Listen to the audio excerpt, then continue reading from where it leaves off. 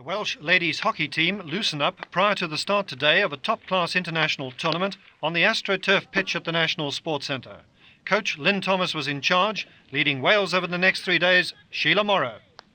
Oh, it's vital, this one, because it's our last chance to qualify in the top 12 for next year's World Cup in Kuala Lumpur. And what sort of opposition do you face over the next 3 days?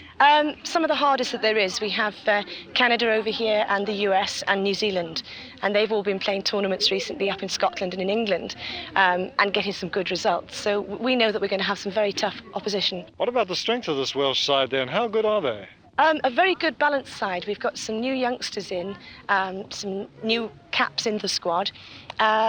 They're bringing a bit of youth and a bit more extra go into the team, but there's still a lot of experience in the side that we have. What could be the best that you could have from the weekend? Oh, I think we're aiming at 3 wins, very definitely.